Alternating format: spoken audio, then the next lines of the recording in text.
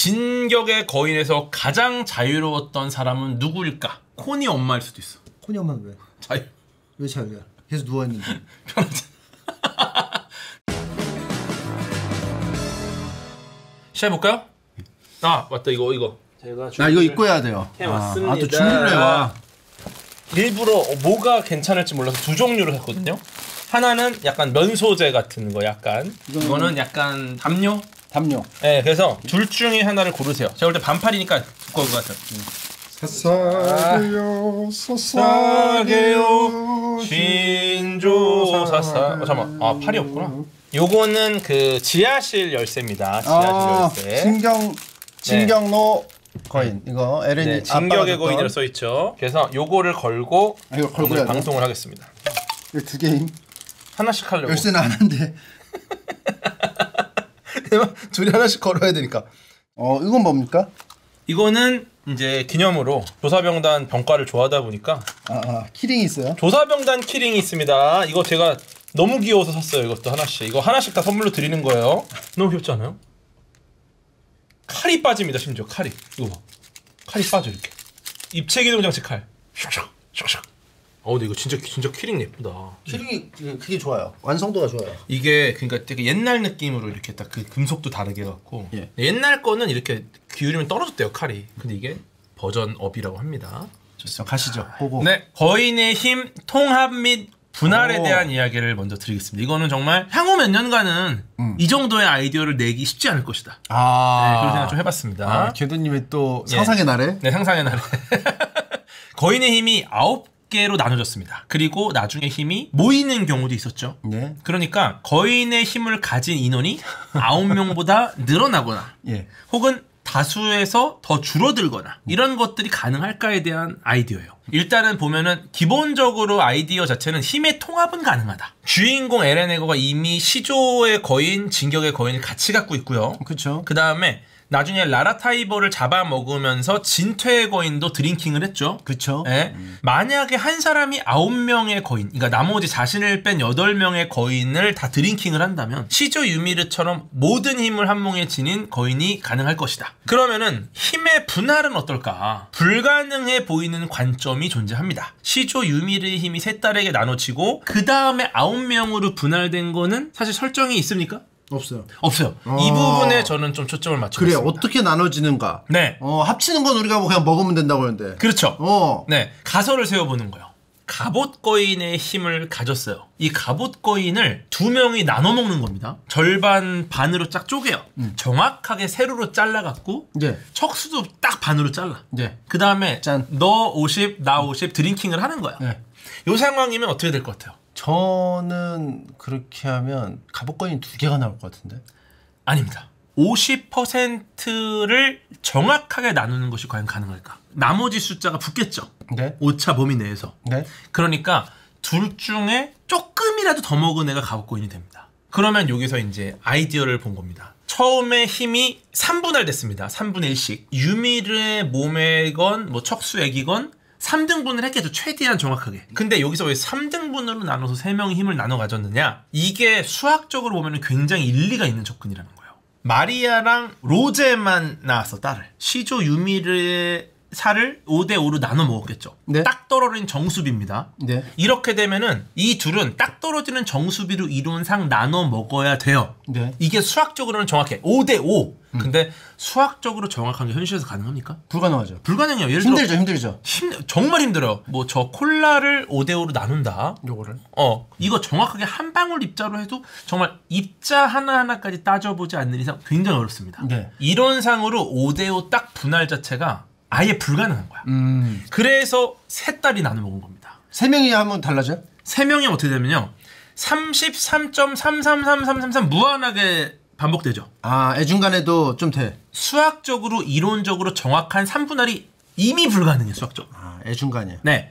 소수점 자체를 오차 범위로 인정을 해준다라는 거예요. 33.33333%로 나누면은 얘가 33.3333334를 먹고 얘가 33.3333335를 먹고 33.33332를 먹어도 이거는 3분할로 가정을 해준다라는 겁니다. 유미르의 배려죠. 근데 그러니까 제가 궁금한 게 34랑 33은 또 엄연히 다르잖아요. 그 정도까지는 안 되죠. 그러니까 최대한 정밀하게 나누긴 해야죠. 근데 여기서 그 유미르의 딸이 그렇게 정밀하게 먹었을까? 기록상으로 안 나와 있잖아요. 기록상으로 없는 거를 왜 가정하십니까? 그 당시 할 수 있는 가능한 기술로 굉장히 정밀하게 측정해서 나눴을 겁니다. 근데 그 당시에 측정 방법 그때 막 부족서였는데도 그래도 34까지는 가면 안 되잖아. 33.3 몇은 가야지. 그러니까 대단한 거예요. 야, 대단하네. 기록이 없잖아요. 기록. 대단해. 아니, 대단해. 그러니까 9명으로 나뉜 것도 역시나 오케이인 겁니다. 왜냐면은 마리아 힘을 둘로 나누잖아요. 한 명 탈락입니다. 어떻게 하니까 또 3명이 나눠 먹었을 거예요.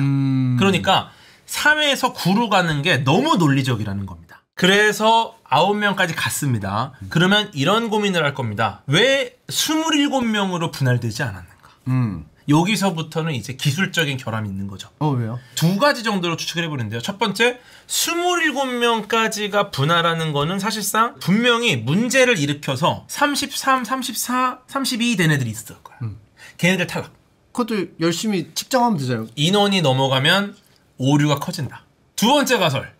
아마도 27명까지 가게 되면은 이미 약간 좀 비리비리한 거인들이 있단 말이죠. 힘을 또 나눠버리면. 힘을 더 나눠버리면 얘가 그렇게 쓸모가 있나? 9명 정도에서 마무리를 하자 이렇게 현실적인 시각으로 봐야죠. 그러니까 수학적으로만 볼 게 아니라 여기서 현실적인 시각을 봐야 돼요. 근데 이제 궁금한 게 있는데 요거 네. 아마 이제 다음 그 내용이 있을지도 몰라서 일단 듣고는 있었거든요. 보통 거인이 계승되려면 이렇게 해서 이렇게 한 입에 넣잖아요. 네. 그렇게 되면 척수액이 100% 다 들어가요. 그렇죠? 근데 안 그런 경우도 있을 거예요. 이렇게 막 먹다가 이게 음미하는. 왜냐면 무지성 거인은 컨트롤이 안 되니까. 음미해. 그럴 수 있죠. 그럴 수 있죠. 그러면 찍 하면서 7%가 손실될 수도 있고. 그 정도는 오케이죠. 그러니까 93%의 힘만 간다는 거지. 아니죠. 그렇게 되면 얘는 계승이에요. 그럼 100%예요? 50%가 넘으면 계승이에요. 이게 존재가 돼 있는 게 아니라면. 그쵸. LN을 먹었던 거인이 있어요. 초반에. 네. 걔가 문제가 척수액을 쪽 빨아야 되는데 안 씹었어요. 네. 입안에 그냥 넣은 거예요. 그러니까 우리가 어르신들이 항상 꼭꼭 씹어 먹으라는 게 여기 있는 거죠. 그렇죠. 그러니까 그리고 다음에 궁금한 거. 지크예거의 척수액은 나중에 뽑아서 줘요. 근데 계속 뽑아서 주는데 그 영향을 결국 준단 말이에요. 팔코한테. 반이 아니에요. 어떻게 영향을 줄 수 있었는지 짐승 거인의 그 거인의 힘을 짐승 거인이 영향을 줬단 말이 무슨 말이에요? 새가 되잖아요. 나중에 팔코가. 네. 새가 되는 이유는 짐승하고 결합이 된 거예요. 짐승이 원숭이만 있는 게 아니고 모든 짐승이었어. 그래서 새였어 걔는. 왜냐면 어렸을 때 새를 동경했거든. 맞아. 그러면 요 부분은 사실은 좀 고민이 많이 되는 부분이네요. 사실은 턱거인이 돼야 되거든요. 예. 그죠? 약간 요거는 그렇게 좀 해석을 해보겠습니다. 바나나 주스를 먹을 때도 바나나가 안 들어가 있는 경우가 있습니다. 바나나 향처럼 짐승 향이 좀 첨가된 거야. 분명히 나는 턱거인을 먹었단 말이야. 근데 놀랍게도 바나나 맛이 나. 그 상황인 거지 지금. 실제로 새거인이 아닙니다. 새향 턱거인입니다. 바나나 맛 우유가 아니라 바나나 향 맛 우유. 근데 이게 과학적으로 굉장히 위험한 게 뭐냐면 언젠가부터 자기 가설을 근본으로 하고 거기에 끼워 맞추고 있어요. 그러니까 이게 계산력 가장 경계한 언제든지 자기의 이론을 바꿀 수 있어야 되는데 본인의 이론을 기본으로 해서 본인의 이론에 맞춰서 다른 걸 다르게 해석하고 있어요. 그럼 다른 해석 있습니까? 그러니까 짐승향 말고 대안은 없지만 과학이 대안이 있어야지. 대안이 없다면 중요한 건 지금까지 나온 게 일단 대안으로 씁니다. 근데 더 좋은 대안이 있으면 또 말씀해 주세요. 그러니까 수정할 필요는 있다 이거죠. 이론이. 그럴 수 있죠. 그러니까 아무튼 잘 모르는 상황에서 이렇게 주장을 하는 거죠. 그렇죠. 근데 하지만 이게 나중에 이 짐승향 턱거인에 대해서는 자꾸 짐승향이래. 누군가가 본인의 이론이니까 왜 짐승향이라고 확정을 줘요. 누군가가 밝혀낼 것이다. 예.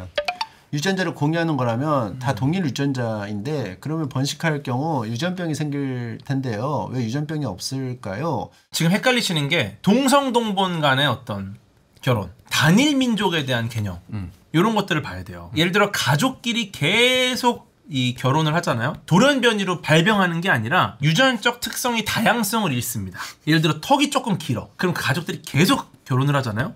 그럼 유전적 다양성이 줄어드니까 한 가지 특성이 굉장히 강조가 돼요. 점점 턱이 길어지는 거죠. 점점 턱이 길어져. 그러니까 턱거인이 되는 거예요. 근데 이게 다른 가족과 섞이면은 금방 또 희석이 됩니다. 희석이 되고. 근데 이거는 단일 민족과는 다른 개념이에요. 에르디아인이 가족은 아니에요, 전부 다. 어쨌든 굉장히 먼 친척들까지 있을 거 아니에요.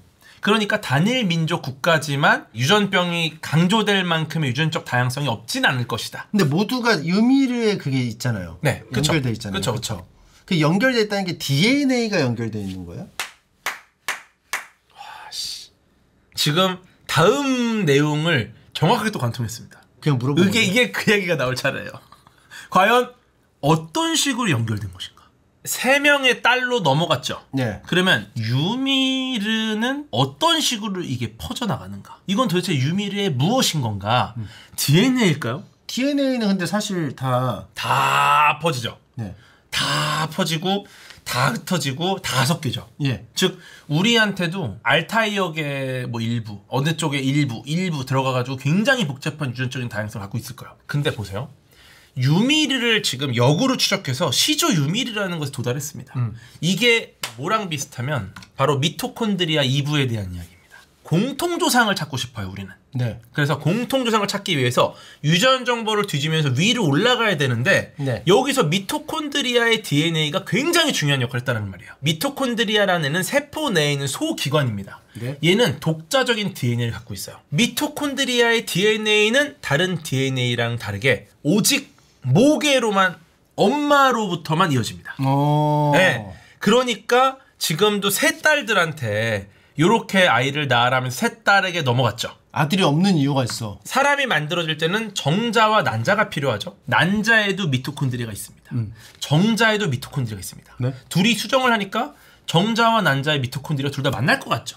예. 안 만나. 여자 안 거만 만나요. 있어. 왜냐하면은 정자가 꼬리에 이제 미토콘드리아가 달려 있어요. 쉽게 말해서. 그러면은 수정하는 과정에서 꼬리를 열심히 헤엄친 다음에 들어가서 어떻게 합니까? 꼬리가 빠집니다. 스타쉽처럼. 네, 그때 미토콘드리아 같이 빠져요. 자손에게는 오직 엄마의 미토콘드리아만 전달이 돼요. 그러니까 어떻게 보면은 지금의 딸부터 시작해서 이 딸이 갖고 있는 미토콘드리아는 이 딸의 엄마 겁니다. 엄마 거는 그 할머니 거요. 할머니 거, 할머니 엄마 거요. 쭉 올라가다 보면 어떻게 되느냐? 모든 인간에게서 공통적으로 발견되는 미토콘드리아 DNA를 가지는 최초의 여성이 어디서 살았고 언제부터 존재했는지를 찾아낼 수 있다는 게 미토콘드리아 2부의 아이디어입니다. 비슷한 게 Y염색체 아담이라는 개념이 있습니다. 네. Y염색체는 보시면 아빠한테만 전달되죠. XY 결합되면 아들한테만 가죠, Y가. 네. 그 아들이 또 결혼하면 또 아들한테만 가죠. 그럼 아들 거를 계속 따라 올라가면 어떻게 됩니까? 이 Y염색체는 공통조상 남자한테서 온 거야. 그런 건 이제 탈모를 찾아갈 수 있어요. 탈모는 생각보다 굉장히 복잡한 인자라서. 근데 탈모는 목의 유전이라고 알려져 있어요, 보통. 근데 어떻게 해요? X에 있어요? XY인데 남자는 목에니까 X 하나만 탈모인자 있으면 바로 탈모고요. 여성은 XX 두 개가 다 탈모인자여야 되니까 탈모가 거의 없습니다. 시밤. 그래서 아마도 시조 유미르의 세 딸에게 전달되는 거는 처음에는 딸로만 전달돼서 네. 9명의 딸이 안정화가 되고 나서부터는 딸한테 갔다 아들한테 갔다가 하지 않았을까라고 추정을 하는 거죠. 그리고 그 근원지는 미토콘드리아 2부, 즉 시조 유미르라는 겁니다. 척수액을 마시면 거인의 능력이 계승되는 거에 대한 아이디어입니다. 그 예전에 이런 얘기 있었어요. 동물의 피를 마시면 그 동물의 특성을 얻게 된다. 누군가의 뇌를 먹으면 그 사람의 지식을 얻게 된다는 믿음 이런 게 있었는데 간을 먹으면 뭐가 좋아지고. 네, 근데 이거는 사실은 굉장히 좀 어려운 아이디어인 게 우리가 음식을 먹게 되면요. 위와 장에서 강력한 소화 효소가 분비가 되고요. 이 효소들은 단백질, RNA, DNA 같은 복잡한 정보 분자들이 아미노산이나 뉴클레오타이드 같은 기본적인 벽돌 단위로 분해가 됩니다. 우리는 들어온 그 정보를 그대로 흡수하는 게 아니라 분해된 벽돌을 흡수해서 필요한 단백질과 유전 물질을 재조립한다라는 거예요. 체온이 올라간다, 혹은 달리기가 빨라진다, 뭐 누군가의 똑똑한 머리, 뭐 이런 것들은 전부 다 소화 과정에서 완전히 파괴되고 그냥 영양분 상태가 된다라는 겁니다. 그러면 척수액 먹는 건 좀 이상하지 않나? 말도 안 되는 것 같잖아요. 소화기관으로. 그러면 과연 이 진격의 거인이라는 작품이 이렇게 말도 안 되는 아이디어를 갖고 왔을까? 여기서 다루고 싶은 개념이 바로 프리온 단백질입니다. 크로이츠펠트 야코프병이라고 혹시 아세요? 몰라요. 이게 뭐냐? 이 크로이츠펠트 야코프병에 걸리면 급속한 치매가 진행됩니다. 인격이 바뀌고 언어 능력이 저하되고 균형 감각 장애가 일어나요. 이거 보셨을 거 비슷한 거. 광우병. 아, 광우병. 소가 걷지를 못해. 아, 그 프리온 막 네. 그때 막 그런 얘기 했어. 뭐 프리온. 맞아요. 소에게 생기는 치명적인 신경퇴행성 질환인데 소의 척수가 스펀지 모양으로 변합니다. 그래서 아직 증명되진 않았지만 이 광우병 어떻게 걸립니까? 소의 고기, 뇌, 척수, 내장을 먹으면 전염된다. 이렇게 여겨집니다. 네. 쿠루병이라는 것도 비슷해요. 쿠루병 들어보셨어요? 이거는 어떻게 발견됐냐면 식인을 하는 풍습이 있는 부족에게서 발견이 됩니다. 제가 지금 말씀드린 이 병들이 원인이 바이러스랑 세균이 아니라는 게 밝혀졌습니다. 그 원인이 바로 단백질이에요.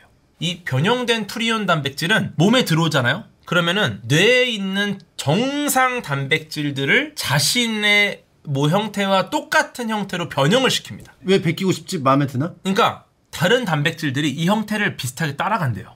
단백질을 분해해서 우리가 영양분을 써야 되는데 그게 아니라 이 형태를 따라해버린다? 먹는 것만으로 우리 몸에 변화를 일으킨 거예요. 굉장히 큰 변화. 네. 그래서 아마도 거인이 척수액을 먹어서 계승한다라는 개념이 이 프리온 단백질에서 왔을 것이다. 거인의 힘이 단순한 유전자가 아니라 어떤 특수한 구조를 가진 단백질 혹은 생물학적인 정보 분자일 수도 있잖아요. 그러니까 이걸 딱 먹었을 때 이 들어온 단백질의 정보를 내 몸에 있는 모든 단백질이나 생물학적인 어떤 정보들이 싹 바뀐다는 거예요. 척수액을 통해서 새로운 숙주의 몸으로 들어와서 그 사람의 생물학적인 정보를 거인화된 정보로 바꿔버린다. 그 몸이 거인으로 바뀐다는 거예요. 우리의 몸에는 너무너무 위험한 질환인 거예요. 그러니까 아마도 그 거인화가 된 모든 이 유미르의 백성들은 수명이 짧을 수도 있겠다 라고 보는 거죠. 네. 이 관점에서 보면요, 9거인의 힘을 9가지 다른 종류의 변형 단백질로도 볼 수 있습니다. 한 사람이 여러 종류의 프리온 단백질에 감염될 수는 있어요. 거인의 힘이 중첩되는 건 가능합니다. 그러니까 시조거인도 먹고 진격의 거인도 먹고 전태의 거인도 먹고 가능하다는 거죠. 근데 특정 프리온 단백질의 정보 자체를 둘로 쪼갤 수는 없어요. 그러니까 갑옷거인이라는 단백질 정보 패키지 자체를 반으로 나눌 수는 없으니까 5대5로 나눌 수밖에 없다. 그래서 9거인은 유지가 된다. 근데 이거는 또 아까 수학적인 해석과는 좀 다른 해석인 거죠. 프리온 단백질의 관점에서 보는 겁니다. 그러면요, LN을 만약에 3개 먹은 LN을 누구 어떤 무지성거인이 먹었어요. 그러면 그 3개가 바로 이어지겠죠? 라고 봐야죠. 누구도 먹지 않고 죽으면 그때 비로소 3개가 나눠지는 거예요. 셋이 나눠지겠죠. 랜덤하게. 그렇죠. 항상 9거인이 아닌 시대도 있겠네. 그렇죠. 8거인이나 7거일 수도 있죠. 운 좋게 한 400년은 계속 3개짜리가 이어져 올 수도 있고, 왜냐면 세니까 높은 확률로. 일시적으로 뭐 막 5거인, 6거인인 시대도 있을 거고, 물론 그죠? 얘네들이 능력은 여러 개를 쓰겠죠. 중요한 거는 그 근본은 9가지다. 여기서 진짜 제가 혁신적인 아이디어를 하나 깨달았습니다. 이 작가는 왜 9거인을 만들었을까? 그리고 그 9라는 숫자, 그 다음에 9거인들의 능력이라는 것은 도대체 어디서 떠올렸을까? 이것도 역시 과학에서 왔다라고 생각을 합니다. 나 그거 궁금했어. 어떤 기준으로 이게 나눠졌을까? 그렇죠. 그것을 제가 오늘 세계 최초로 제안을 드립니다. 분명히 어딘가에서 가져왔을 겁니다. 그걸 어디 갖고 왔느냐? 저는 입자 물리학에서 가져왔다라고 생각을 해봤어요. 9라는 숫자, 9거인, 9거인, 9에 한번 집중해 보시면은 9수야, 9수. 네, 물리학에서 에너지 보존 법칙처럼 우주의 총 에너지는 새로 생겨나거나 사라지지 않고 형태만 바뀔 뿐입니다. 여기서 저는 뭘 떠올렸느냐?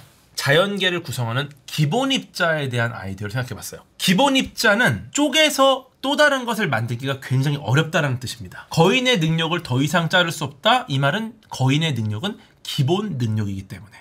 그러면 시조 유미르의 힘, 이것을 거인 힘의 에너지의 총량으로 볼게요. 9개 입자가 바로 거인의 힘의 최소 단위라고 보는 거예요. 이 9개 입자는 서로 다른 사람한테 흩어져 있을 수도 있고 한 사람한테 여러 개가 모일 수도 있죠.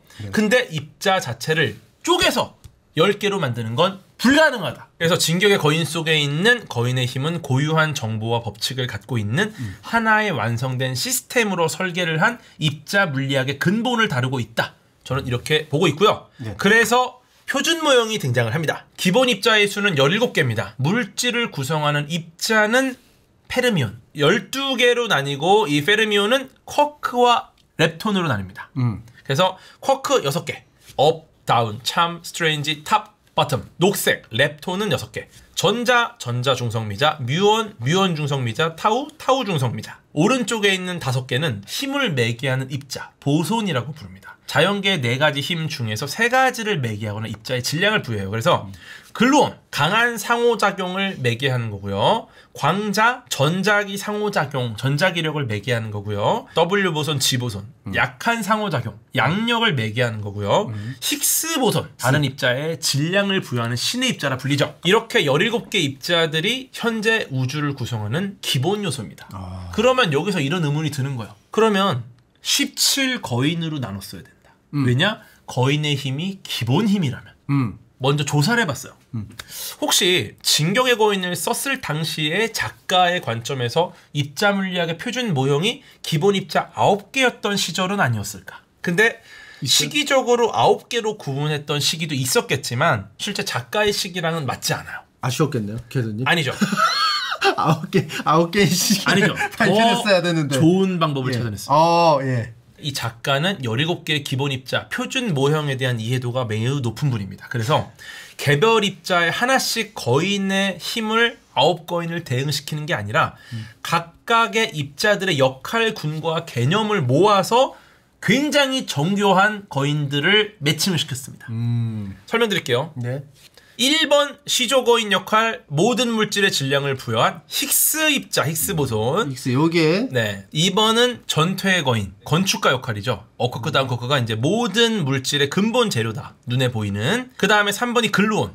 갑옷 거인입니다. 갑옷 거인. 얘는 이제 단단하게 묶어주는 일종의 경질화 같은 느낌인 거죠. 네. 그래서 결속을 시킨다. 갑옷 거인이고요. 네. 그 다음에 어떠한 것도 상관하지 않고 나의 길을 묵묵히 질주한다. 앞으로 나아간다. 뭐가 있습니까? 진격의 거인. 맞습니다. 빛의 속도로 나아가며 우주의 에너지와 정보를 전달하는 입자가 있습니다. 바로 광자입니다. 우리가 보통 시간 여행에 대한 이야기를 할 때 빛의 속도 얘기를 많이 해요.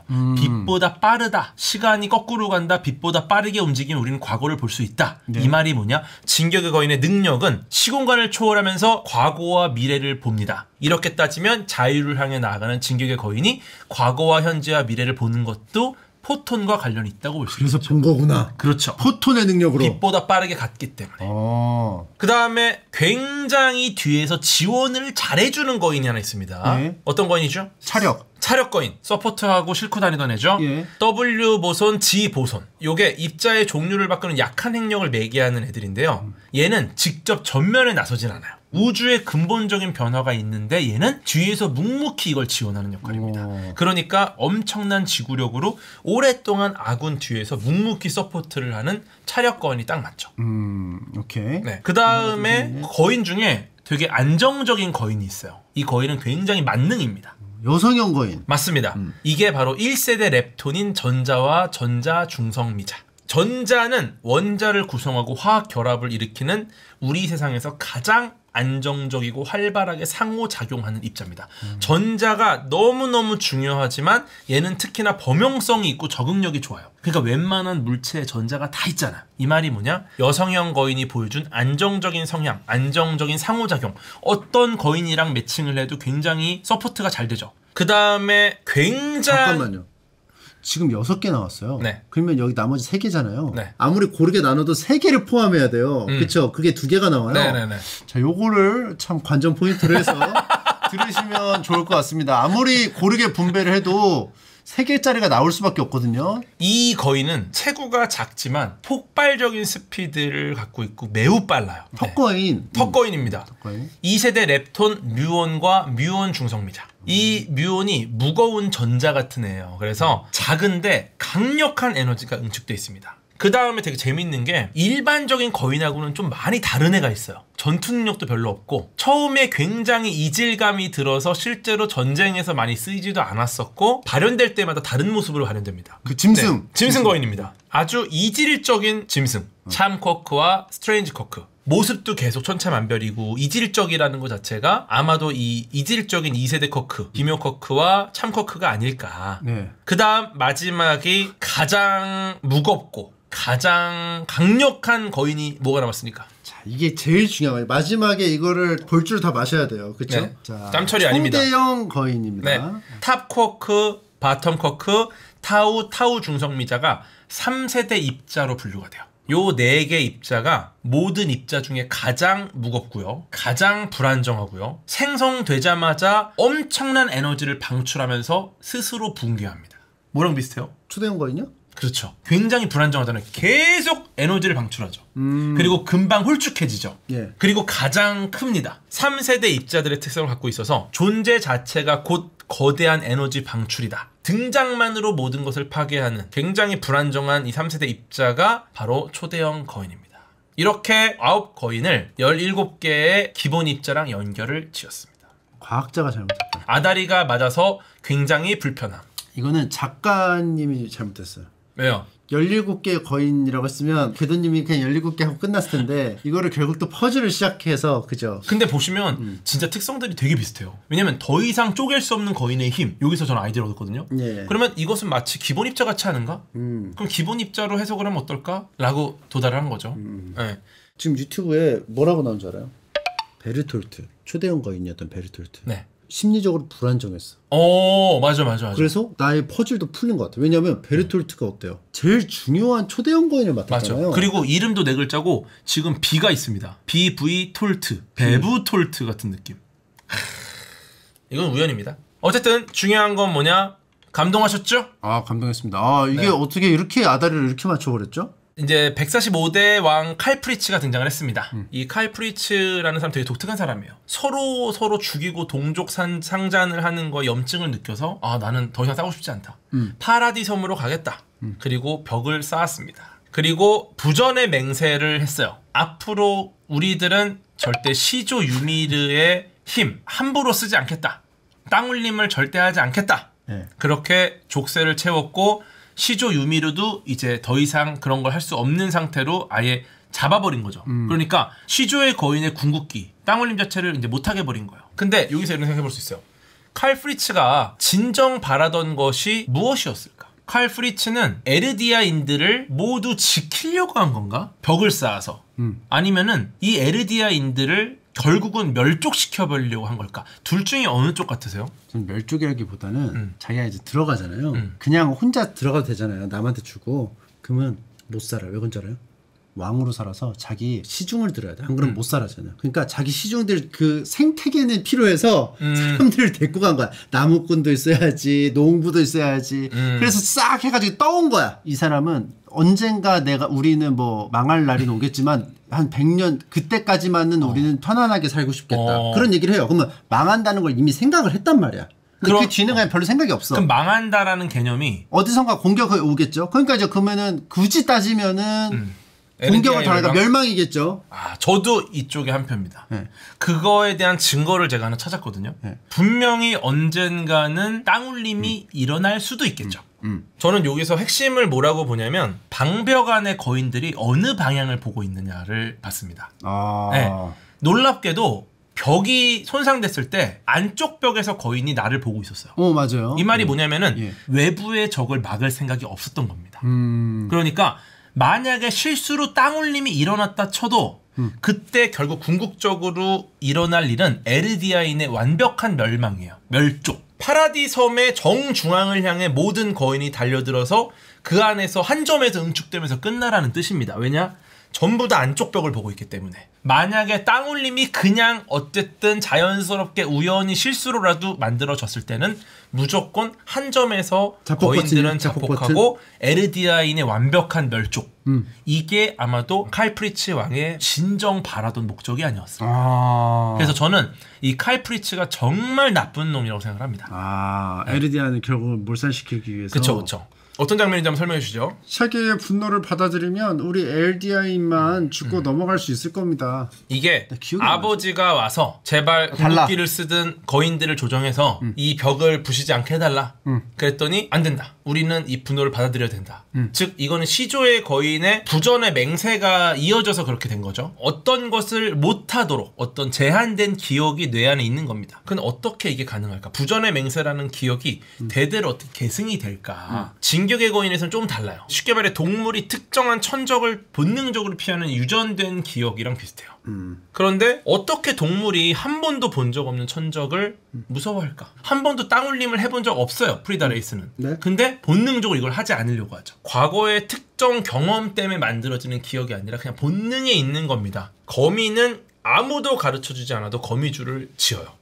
DNA에 각인된 생존 행동 패턴 같은 거죠. 최근에 이제 부모의 어떤 행동, 경험이 DNA에 화학적인 흔적을 남겨서 이게 자손에게 영향을 주는 후성 유전학 굉장히 연구가 활발하게 되고 있어요. 요즘에요? 추성훈 님이 아무리 운동을 많이 해도 추성훈 님의 따님 추사랑이 근육질로 태어나진 않는다. 근데 놀랍게도 이제 영향은 있다. DNA 흔적을 남겨서 몇 가지 스위치를 키면 근육이 굉장히 잘 생기게 스위치가 켜질 수 있다는 거예요. 우리 아빠가 운동을 잘 안 해.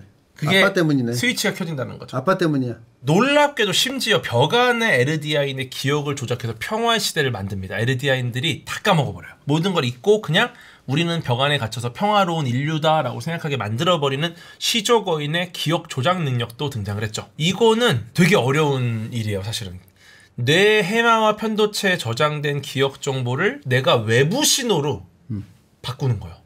그럼 이게 어떻게 가능한다는 거예요? 이거를 아마도 저는 현대 광유전학 연구에서 따왔을 거라고 생각을 해요. 빛을 이용한 뇌과학 연구인데요. 특정 뉴런을 자극해서 쥐의 유전자 발현을 조절했습니다. 이 쥐한테 빛을 비춰요. 네. 그걸 통해서 이 쥐가 무언가를 기억하거나 무언가를 까먹게 만드는 데 성공했다라는 연구가 있어요.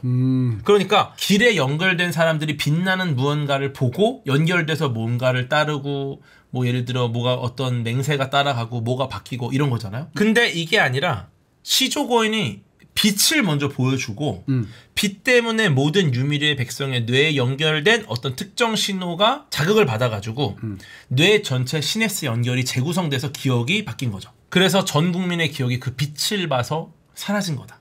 길에 도착해서 빛나는 나무를 본 게 아니라 전후 관계가 바뀌었다. 빛나는 빛을 봤기 때문에 내가 길에 도착해서 빛나는 나무를 봤다고 기억을 하게 되는 거죠. 사실상 진격거인 작가님은 거의 모든 과학에 통달하신 분이네요.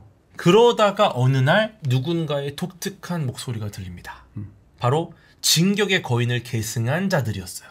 네, 이들은 계속해서 자유를 갈망합니다. 그러다가 마침내 그 아이가 등장을 합니다. 에렌 예거. 에렌 예거의 아버지 그리샤 예거가 프리츠 왕가로부터 시조의 힘을 빼앗았습니다. 이때 처음으로 왕가의 혈육이 아닌 자의 의지를 본 겁니다. 에렌의 예거는 달랐어요. 처음부터 달랐고 어린 시절부터 자유를 갈망했고 어머니가 죽고 나서는 분노에 휩싸였습니다. 그리고 이제 에렌 예거를 굉장히 깊게 관찰하기 시작해요. 시조 유미르는. 마침내 길에 도착합니다. 근데 이 길에 도착했더니 왕가의 피를 이은 에렌 예거의 형 지크 예거는 모든 유미르의 백성을 불임으로 만들려고 하는 안락사 계획을 실행하죠. 어떻게 됐습니까? 안 했어요. 안 했죠. 근데 재밌는 게 왜 지크가 직접 하지 못했을까라는 생각 안 해보셨어요? 발동 조건이 그거잖아요. 시조거인하고 자기 왕가의 피잖아요. 에렌을 잡아먹고 시조거인을 계승한 다음에 하면 되잖아요. 근데 에렌을 죽이기 싫어했었잖아요. 아버지의 사랑을 못 받았기 때문에 에렌 예거한테도 측은지심이 있었던 거야. 맞아요. 그렇기 때문에 못 죽였어. 너도 너무 아픔이 컸겠구나. 그래서 못 죽인 거야. 그래서 우리 형제가 같이 하자. 그러니까 자기가 잡아먹어도 됐는데 안 했어.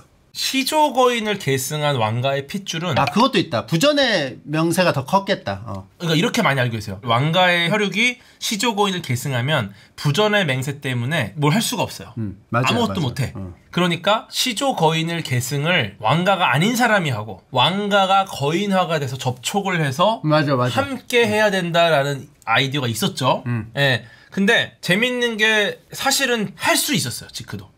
왜냐면은 부전의 맹세가 왕가의 피에 걸린 족쇄가 아니라 시조거인의 힘에 걸린 족쇄라서 이 섬으로 도망왔던 에르디아인과 그의 후손들은 전부 족쇄가 잡혔어요. 근데 말에 있던 에르디아인들은 이 시조거인의 부전의 맹세 영향을 받지 않습니다. 와이파이가 안 터지는 거죠. 이 섬에서만 터지는 거야. 네. 만약에 지크가 그냥 에렌을 먹었으면 깔끔하게 됐을 것이다. 근데 지크는 에렌에게 좀 감동하고 측은지심을 느껴서 형제 때문에 안 했을 것이다. 우리 지크 예거가 알라스타 계획을 시행하려고 했는데 에렌이 다가와서 넌 노예가 아니고 신도 아니고 너는 그냥 사람이다.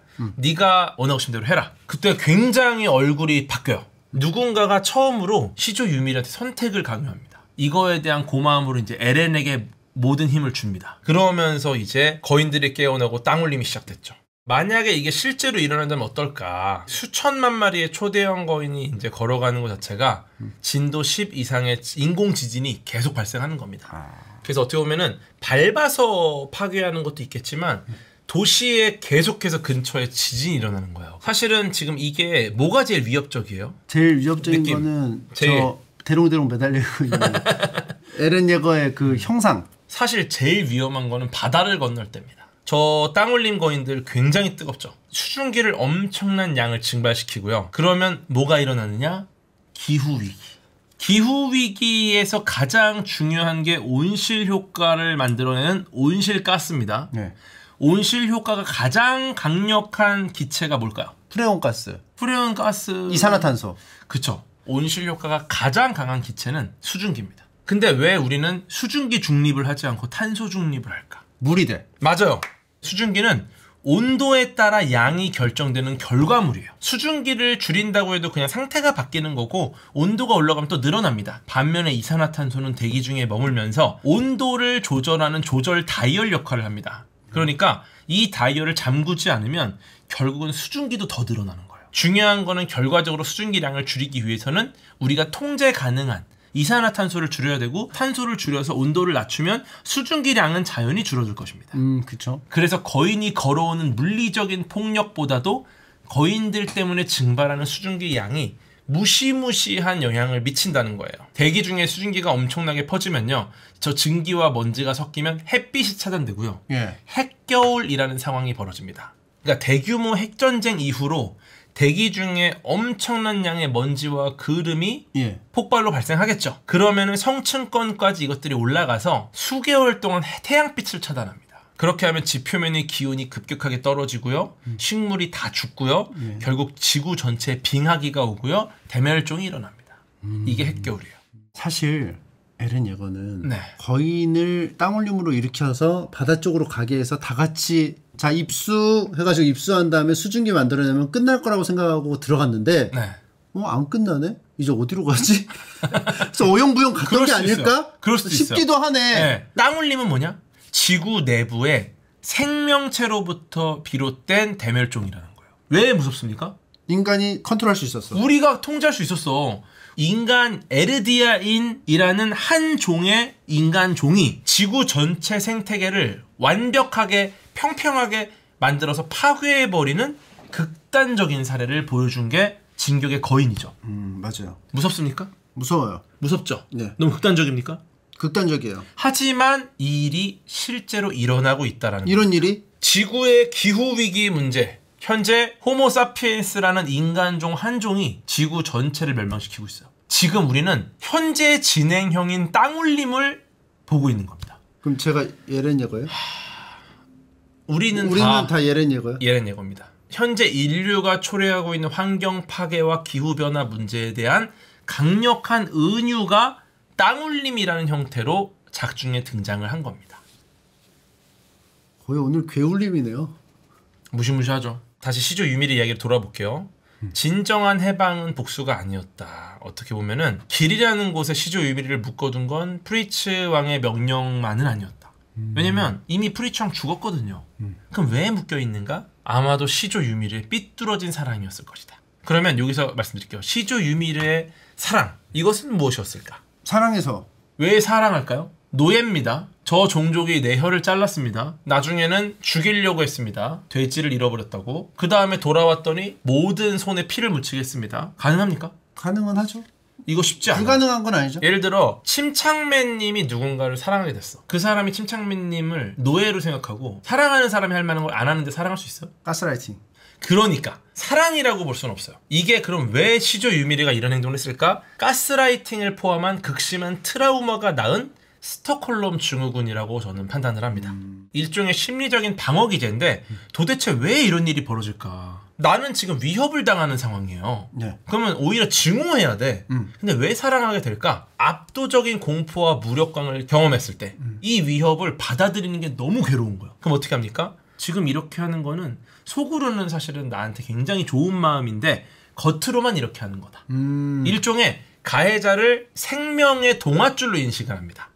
그러면서 스스로를 속이는 거예요. 생사 여탈권을 지금 가해자가 쥐고 있는 상황이죠. 예. 노예니까. 네. 그러니까 뇌에서는 가해자의 비위를 맞추고 가해자와 긍정적인 관계, 내가 잘해서 관계를 잘 만들면 내 생존 확률이 올라갈 거다라고 생각하게 만들어요. 적을 물리치고 왔어, 시조 유미라가. 그러면 수고했어.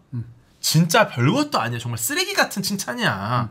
근데 그 작은 친절을 엄청나게 과장을 해서 엄청나게 거대한 긍정적인 신호라고 이해를 해요. 나 원래는 그냥 왔는데 수고 이랬는데 드디어 나에게도 이런 행복을 주시다니.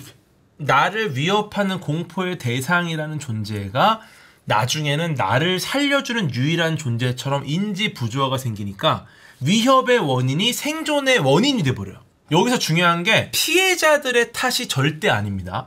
지금 이 상황도 시조 유미리의 탓이 절대 아닙니다. 여러분들의 탓이 절대 아닙니다. 만약 이 상황을 겪고 있다면. 왜냐면은 이거는 너무 자연스럽고 살아남기 위해 인간이 스스로를 보호하기 위해 만들어낸 처절하고 역설적인 생존 전략이에요. 이게 되게 슬픈 일인데 지나고 보잖아요. 그냥 정말 가해자가 나쁜 놈입니다. 멀리서 인과관계를 따져보세요. 그러면은 그냥 누가 나쁜 놈이고 누가 착한 사람인지가 나옵니다. 그 나쁜 사람을 공격하세요. 어떻게 공격해? 그냥 칼집 신경 나요? 꺼라. 칼집 나? 아니 근데 밤에? 오히려 좋은 사람한테 잘해주세요. 우리가 악인들한테만 계속 먹이를 줘서 그들만 이 사회에 남기는 거예요. 그럼 이 사회가 프리치왕들만 남는 거야. 훌륭한 분들, 그런 분들을 세상에 남기는 방법은 악인들을 악하다라고 말하는 겁니다. 네. 그리고 이제 시조 유미르는 또 한 명의 소녀를 만납니다. 바로 미카사 아커만. 이 아커만 일족의 초인적인 힘은 어떻게 리바이나 미카사에게 발현이 되었는가. 제가 볼 때는 요 전투 데이터가 후성 유전학처럼 아커만 일족에게도 계속 전달이 된 거죠. DNA에 각인이 돼 있다가 어느 순간 특정 조건에서 이미 다운로드를 다 시켜놓은 파일이 실행이 된 겁니다. 그렇게 보시면 될 것 같아요. 네, 과학적으로는 어떤 유전자 스위치로 봐야 하는가. 여기서 이제 마이오스타틴 유전자를 설명드리려고 합니다. 마이오스타틴 유전자요? 어때요? 얘네들이 운동을 얼마나 한 걸까요? 진짜 엄청 세 보이죠? 안 했어요, 근데. 안 했어요. 마이오스타틴이 근육의 발생과 성장을 억제하는 단백질입니다. 근데 이 마이오스타틴이 결핍시키는 유전자가 온이 되면 이렇게 돼요. 먹는 거는 모조리 근육으로만 가고요. 아무리 먹어도 지방은 전혀 없이 근육만 생깁니다. 나 마이오스타틴 부자야. 저도 부자예요. 저는 마이오스타틴. 저는 마이오스타틴 빌 게이츠. 부자들의 만남. 그래서 근데 사실 이게 좋은 건 아니에요. 온몸이 근육이야. 근육은 너무나도 많은 에너지를 씁니다. 움직이면 훨씬 더 많은 에너지를 쓰겠죠. 근데 문제는 뭐냐? 정말 식량이 부족한 시대였다면 굉장히 슬픈 일인 거죠. 효율이 엄청 떨어지는 기관인 거죠. 마이오스타틴 결핍이 생기면 1살 때 계단을 올라가요. 겨우 걸어야 되는데 걷지도 잘 못하는 경우도 있어요. 돌 때. 근데 계단을 올라갑니다. 혼자 힘으로. 그 정도의 근육인 거고 2살 때 3kg 아령을 들어요. 참고로 저는 3kg 무겁거든요. 예. 지금 저기 있어요. 너무 무거워. 들어볼래? 되게 무거워. 3kg. 5kg. 아우 이거 5kg는 진짜 무겁죠. 근데 이거를 두 살 애기가 한다. 이거를 거의 2살 때 든다. 그러니까 아마 영웅설화 같은 것들이 마이오스타틴 단백질 결핍일 가능성이 좀 있지 않을까. 땀 너무 많이 흘렸다 갑자기. 더워. 이 친구야. 당신 빌 게이츠네. 어떻게 보면은 요런 아이디어를 가져왔겠지만 리바이나 미카사는 날씬한데 힘만 세지잖아요. 요렇진 않아요. 아커만 일족이라는 가상의 개념은 어쩌면 거인을 연구하다가 거인의 힘을 엑스트라 디멘전에서 가져오는 형태가 제일 정확한 설명이겠다. 네. 근데 그냥 뭐 근육 뭐 형태나 이런 거는 그냥 만화적 허용? 아니 없죠. 왜냐면은 힘만 빌려온 설정이니까 실제로 그래서 길이 사라지고 거인이 사라졌을 때 미카사나 리바이도 평범한 인간으로 돌아갔다라는 얘기가 있어요. 그게 왜냐면 거인의 힘이 사라졌으니까. 그쵸. 그게 거인의 힘과 연관이 있을 것이다. 그렇다고 보는 거죠. 네. 이제 미카사 두통 얘기가 또 있습니다. 작중에서 이제 두통을 계속 겪는데 유미르가 미카사의 머릿속을 들여다보고 있다. 이것 자체가 무슨 말이냐? 시조 유미르가 정말 미카사를 굉장히 관심 있게 본 거예요. 길을 통해서 시조 유미르는 미카사에게 접속을 했었거든요. 쉽게 말해 해킹. 네. 서버 관리자가 네. 무단으로 해킹을 해서 지금 누군가의 뇌 속을 본 겁니다. 네. 이렇게 되면 사실은 두통이 생길 수도 있겠죠. 왜냐면 소프트웨어에 어떤 흔적을 남기기 때문에 시조 유미르가 2000년의 시간을 넘어서 미카사라는 존재의 뇌에 접속해서 연결해서 해킹을 시도하던 흔적이 바로 두통이었을 수 있다. 관심 있는 게 지금 미카사야. 나와 동일한. 비슷해. 네. 그러면서 계속해서 관측을 하고 해킹하는 이유가 이거죠. 너도 에렌을 사랑하는구나. 그러면 에렌 때문에 네가 절대는 해서는 안 될 여러 가지 일들을 하게 됐을 때 너는 나처럼 프리츠 왕의 명령을 따를 것이냐, 그래서 2000년 동안 그렇게 노예처럼 할 것이냐, 너는 나랑 다른 선택을 할까? 그게 궁금하니까 계속 해킹을 한 거죠. 미카사도 마지막까지 고민을 해요. 가족 같다는 얘기를 하죠.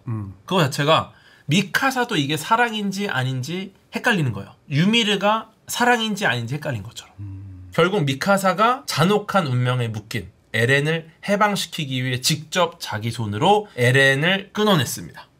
네. 처음에는 가족이라고 했는데 마지막에 까! 제일 명장면이 에렌에게 딱 입을 맞추는 순간. 이때 시조 유미르가 굉장히 흐뭇하게 바라봅니다. 페라리로 씨의 키스. 정말 놀라운 게 뭐냐면은 시조 유미르가 겪었던 고민은 그거예요. 사랑이 아닌 걸까? 근데 나는 왜 이렇게까지 했을까? 아까 말씀드렸던 그 자괴감을 똑같이 느끼고 있었던 건데 2000년 동안 무려.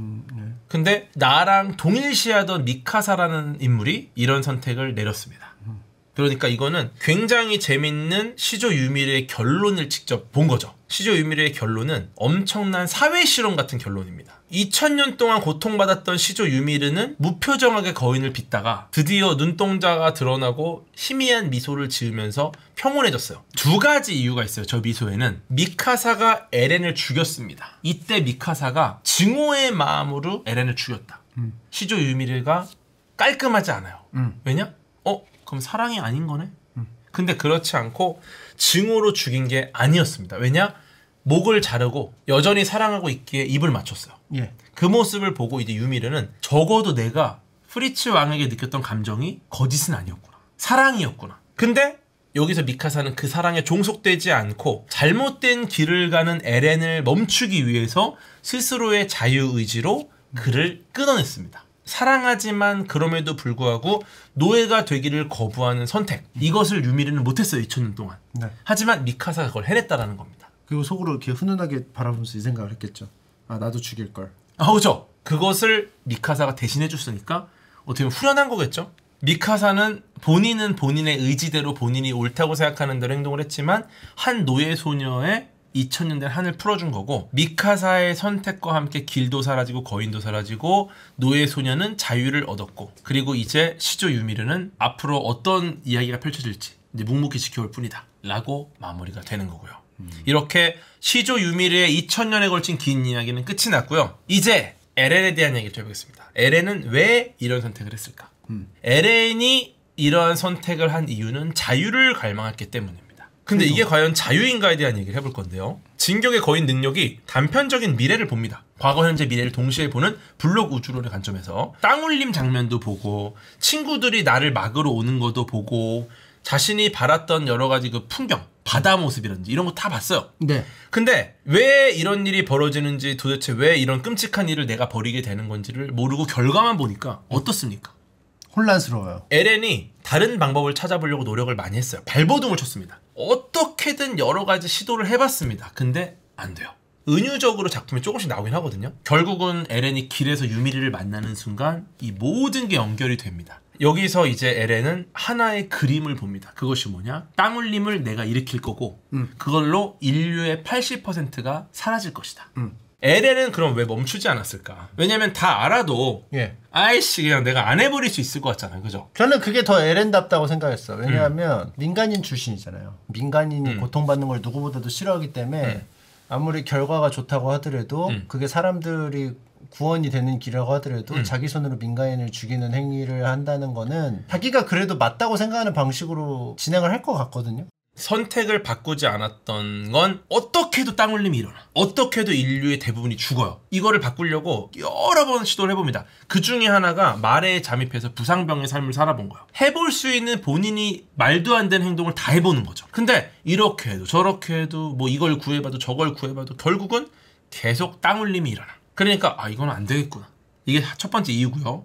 두 번째 이유는 에렌이 바라던 거이기도 했다. 벽 바깥에 인류가 있다는 것도 실망했지만 만약에 벽 바깥에 인류가 있었다면 이것을 다 몰아내버리는 게 맞겠다. 왜냐면 우리를 지켜야 되니까. 인류의 대부분이 죽지만 파라디섬의 에르디아인들은 살아남는다. 본인은 이들을 지키는 게 자기의 인생에서 가장 중요했기 때문에 결국은 본인의 욕망과 일치하는 선택이었다라는 거예요. 결과가. 그리고 결국은 이게 거의 유일한 해결책처럼 보였다. 왜냐면은 시조 유미르로부터 증오의 연쇄를 끊기 위해서는 시조 유미르를 해방시켜야 되고 미카사가 선택을 하게 만들어야 되고 그러면 미카사는 사랑하는 사람인 자기 자신을 스스로의 의지로 죽음에 이르게 만들어야 됩니다. 그러니까 미카사는 나를 죽여야 돼요. 그러니까 나는 세상에서 가장 최악의 악인이 돼야 된다. 그래서 정말 이 부분이 정말 역설적이면서 모순적이면서 감동적인 부분인 거죠. 근데 이게 그런 건 있어요. 큰 힘은 사실은 되게 저주 같다는 생각을 해. 에렌이 사실은 이런 성격이 아닌데 그래서 좀 변한 거고 너무 큰 그 책임감이 지어지니까 맛이 가죠 완전히. 그러니까 원래의 에렌 같으면 제가 봤을 때는 뒤에는 모르겠고 나는 지금 내가 이게 맞는지 아닌지만 판단해서 난 그냥 그렇게 행동할 거야 이렇게 하는 게 더 에렌스러운 거라고 생각하는데 애가 힘이 딱 쥐어지니까 확실히 거기에 잠식돼 가는 느낌도 들어요. 그러면은 결말부에 제가 생각했던 거랑 되게 잘 맞아떨어지는 내용이긴 해요. 진정한 자유가 뭘까라는 고민을 해봤거든요. 아르민이 시조의 거인 척추에 딱 도착해서 이런 말을 합니다. 다시 한번 질문한다. 네가 어딜 봐서 자유롭다라는 건지 누가 봐도 지의지로 대량학살하는 게 아니잖아요. 이상한 뼈다구잖아. 뼈다구가 그냥 무지성으로 걸어가는 것 같잖아요. 가장 부자유스러운 파괴의 노예가 된 건데 도대체 어딜 봐서 이게 자유냐. 근데 여기서 에렌이 생각한 건 뭐였냐. 궁극적인 자유라는 것은 필연적인 속박에 있다. 그거를 나 혼자 짊어질 수 있다면 내가 철저히 노예가 되겠다. 대신에 그걸로 모든 거인들을 다 없애고 모든 에르디아인을 해방시키고 길을 없애고 이 세상에 자유를 만들고 싶다. 자신의 자유가 굉장히 중요했었는데 어쩌면 이 자유를 위해서는 필연적인 속박을 내가 자유의지로 자유롭게 결정할 수 있다라는 자유를 선택한 거라고 볼 수 있는 거죠. 그래서 80%를 자유를 줬어요. 인류의 80%에게. 프리츠 왕이 야 너 이제부터 자유야. 자유다. 이것도 에렌답긴 해요. 왜냐면은 에렌은 지가 뭔가 이득을 보려기보다는 항상 누군가가 무언가가 피해를 보지 않고 뭔가 지키기 위해서 싸웠어. 에렌이 생각한 진정한 자유가 4가지 정도의 다층 의미를 가집니다. 첫 번째가 친구들의 자유예요. 자신의 동료들은 거인의 저주에서 벗어나서 세상을 구한 영웅으로서 천수를 누리면서 살았으면 좋겠다. 아르민도 거인의 힘이 사라지면 100년 해로할 거 아닙니까? 두 번째는 유미르의 자유. 2000년간 왕의 사랑에 속박됐던 한 소녀를 해방시키는 자유도 중요했고요. 파라디섬의 자유도 꿈꿨어요. 자신들을 악마로 규정하고 위협하는 외부 세계의 증오로부터의 자유. 이것도 원했던 거죠. 그 다음에 마지막이 세상의 자유를 꿈꾼 거죠. 거인이라는 힘, 이 압도적인 힘이 완전히 이 세상에서 사라지는 자유를 꿈꾼 겁니다. 근데 슬픈 게 여기서 4가지의 자유에 에렌의 자유는 없어요. 본인이 자유를 그만큼 갈망했기 때문에 이 자유에 대한 가치가 얼마나 높은지 알고 그쵸. 이 자유를 남들에게 제공하고 싶어서 본인이 감수를 하겠다 뭐 이렇게 해석을 하신 거죠. 그쵸. 결론적으로 말씀드리면 에렌은 누구보다 자유를 갈망했지만 역설적으로 정해진 미래에 완벽하게 속박된 존재가 됐고요. 자신의 깊은 욕망, 자유를 위한 갈망을 실현하기 위해서 기꺼이 그 부자유의 길을 걸어간 겁니다. 그거는 그의 자유인 거죠. 사실상 그 땅 울림을 올려서 막 거인들이 막 왔잖아요. 그 물 건너가지고 대포 막 다 이겨내고 왔잖아요. 그거 사실상 4글자로 자유시간이네요. 진정한 자유시간이죠. 이 모든 걸 알고 있지만 기꺼이 이 부자유를 선택하는 자유. 이것은 제가 봤을 때 침착맨과 비슷합니다. 말도 안 되는 소리 하세요. 침착맨은 굉장히 자유를 추구하는 사람입니다. 근데 지금 보세요. 예. 자유로우세요?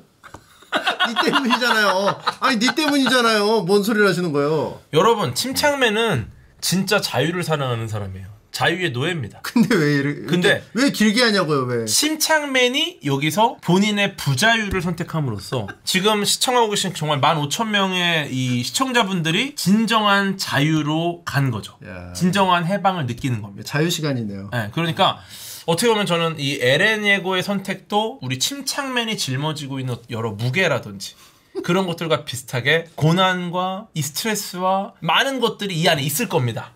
그런데 결과적으로 그 길을 걸어가잖아요. 그래서. 그죠? 뭘 걸어가? 솔직히 뭘 걸어가요? 지금 눈앞에만 못 보죠 이제. 이제 멀리 봐야 돼요. 멀리 그죠? 뭘 봐요? 무언가를 봐야 돼. 뭘 보냐고 네. 하니까 무언가를 봐야 된다. 그러니까 이것도 어쩔 수가 없는 거야. 예. 침착맨도 저런 애가 아니었는데. 침착맨도 저런 애가 있는데. 자신의 부자를 생각하고 타인의 자유를 위해. 저런 애가 아니었는데 이상하다. 그래서 이제 이런 고민들을 해봤고요. 아. 입체 기동 장치를 한번 부탁. 거의 끝이에요. 이제 거의 끝. 입체 진짜. 기동 장치는 이미 엔딩을 우리가 지금 엔딩까지 달려왔는데 입체 기동 장치를 할 거면 앞에서 해야지 왜? 지금... 근데 유미르 관점에서 예. 입체 기동 장치가 없어. 없으니까. 보세요. 유미르가 입체 기동 장치 안 타봤습니다. 근데 하필이면 이게 또 과학이라서. 그러니까 이게 또 되게 과학 중요하잖아. 덩어리라. 네. 심플하게 두 가지 메커니즘입니다. 가스 분사랑 와이어 앵커 이 두 가지인데요. 네. 가스로다가 분사를 합니다. 근데 이게 뉴턴의 제3법칙 작용 반작용의 법칙이에요. 요 가스 분사로만 날아다닌다면 아이언맨이겠죠. 아 그렇죠. 네, 근데 가스 분사를 함과 동시에 앵커를 발사해서 네. 건물이나 거인에게 박아서 와이어를 감습니다. 위치 에너지를 운동 에너지로 전환하는 방식이 약간 스파이더맨하고 비슷하죠. 그러니까 엄밀히 말하면은 상대적으로 적은 가스로 장시간 기동이 가능한 방식이라 스파이더맨과 아이언맨의 하이브리드 형태라고 보시면 됩니다.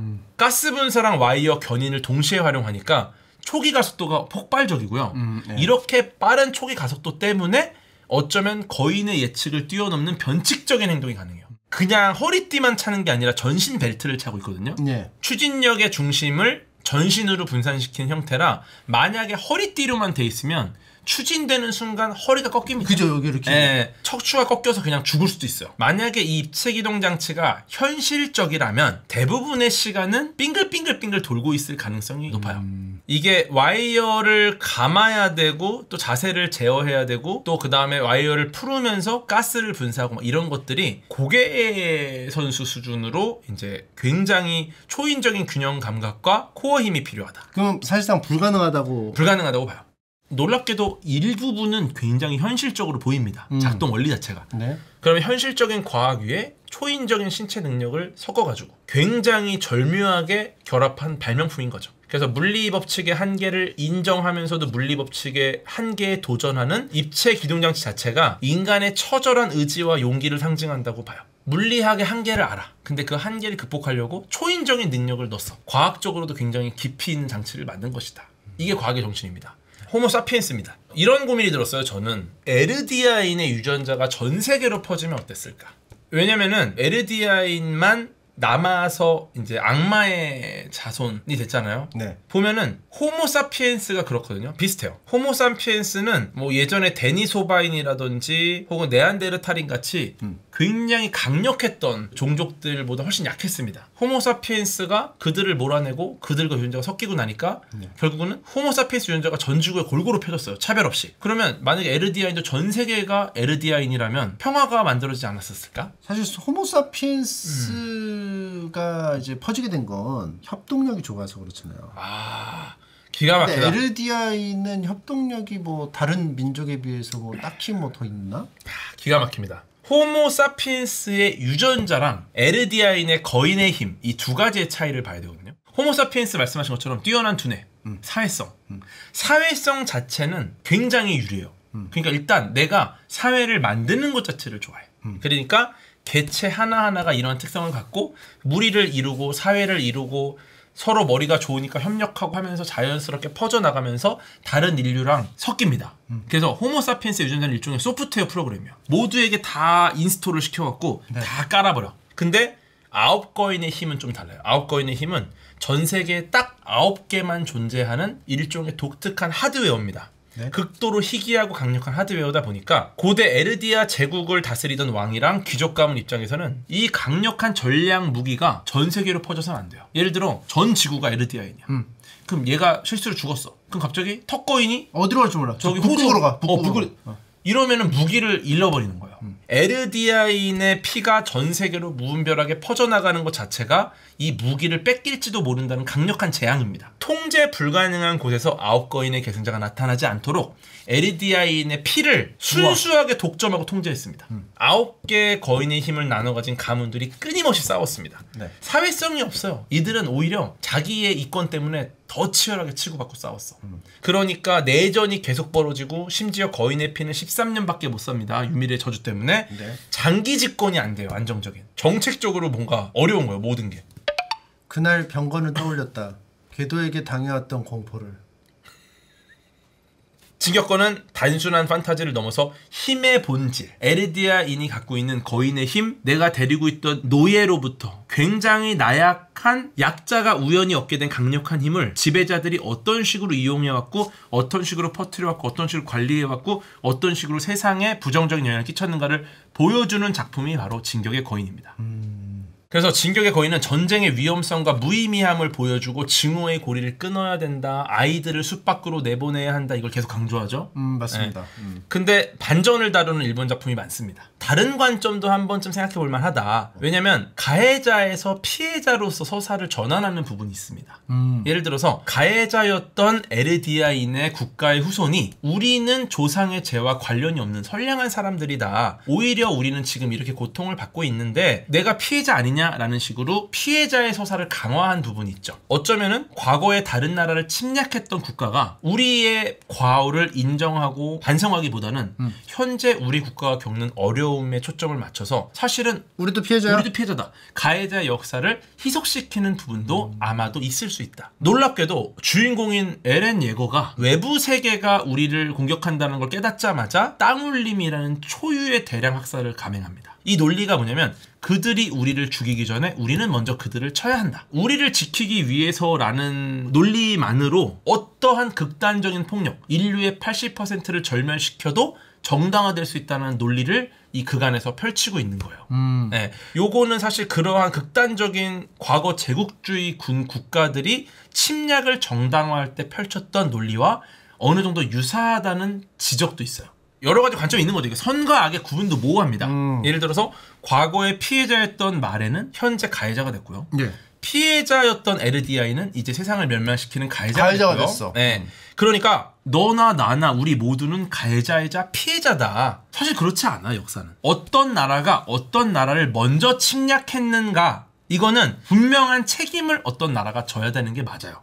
이렇게 해버리면은 피해자와 가해자가 전부 다 희석돼버리고 책임 자체를 모호하게 만들어버립니다. 어차피 우리 모두는 가해자이자 피해자다. 이 사안을 약간 흐리멍텅하게 뭉갠다는 거야. 그렇죠. 그러니까 최초 침략 책임 자체를 희석시키고 어차피 우리는 다들 똑같으니까 이렇게 되면 반성의 기회가 차단되고요.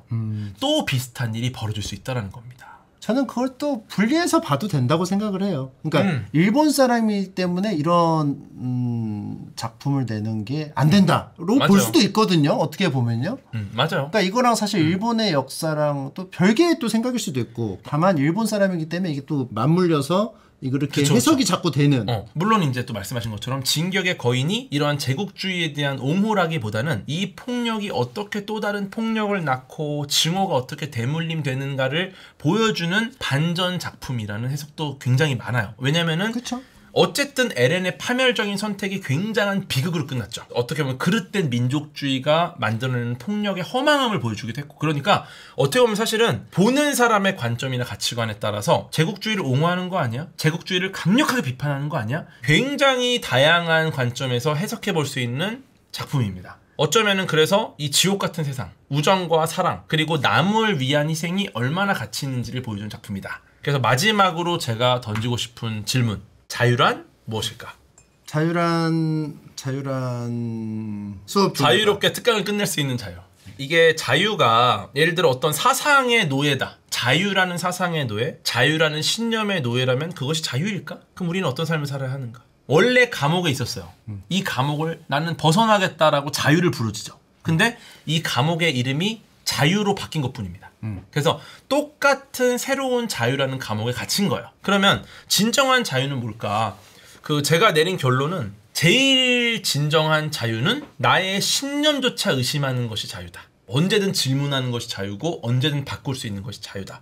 종교, 신념, 지도자, 가치관 여기에 몰입해서 내가 생각하는 자유는 바로 이거야. 이것의 모든 것을 거기에 맞추는 게 아니라 어쩌면 내 생각이나 행동 자체를 내가 정하는 겁니다. 그러기 위해서는 스스로 계속 생각해야 돼요. 스스로. 끊임없이 자신의 신념마저 돌아봐야 되고 그 선택의 결과를 책임을 지고 자유의 무게를 짊어지는 삶이 진정한 자유가 아닐까.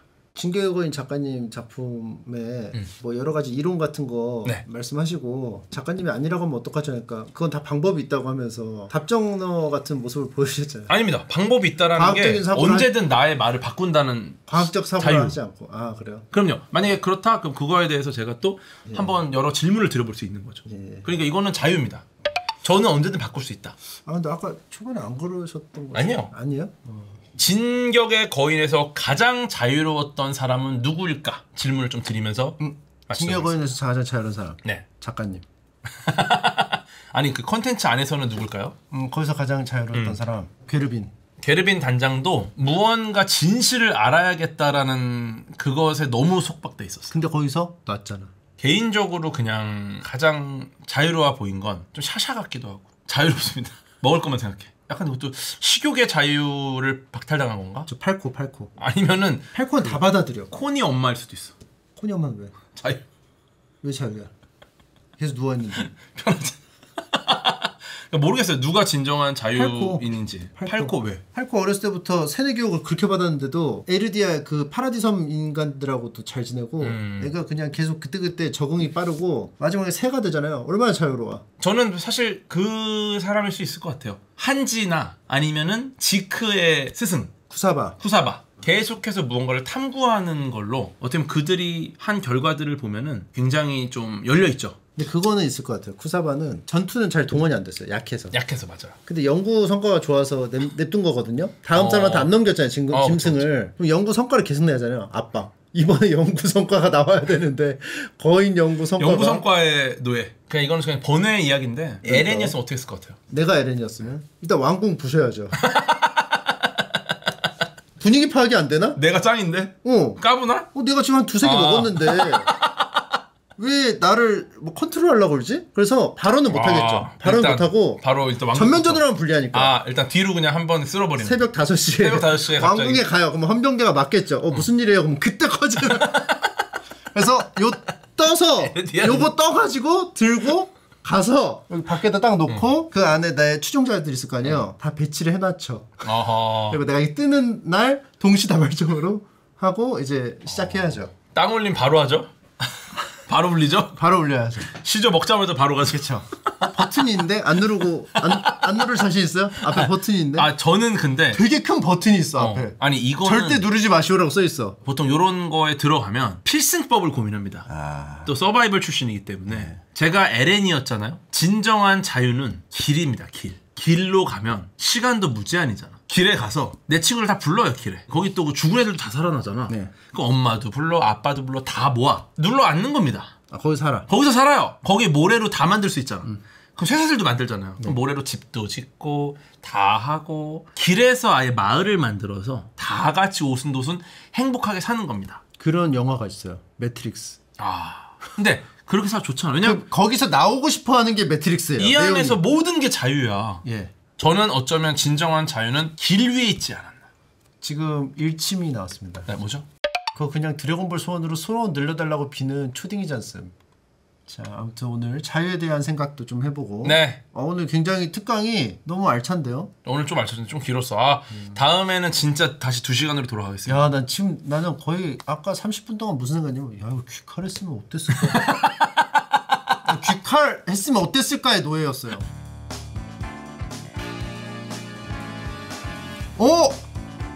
하품하시네요? 산소 부족하세요? 그 하품하는데 실피줄 터졌네. 산소가 부족하다라는 게 대표적인 또 오해 중에 하나인데 하품하는 게 이제 뇌에 산소를 공급한다고 알려져 있잖아요. 근데 최근에는 그 하품하는 이유가 쿨링하는 걸로 좀 많이 넘어갔어요. 그러니까 차갑게. 찬 공기를 들이마셔서 이제 뇌를 쿨링한다.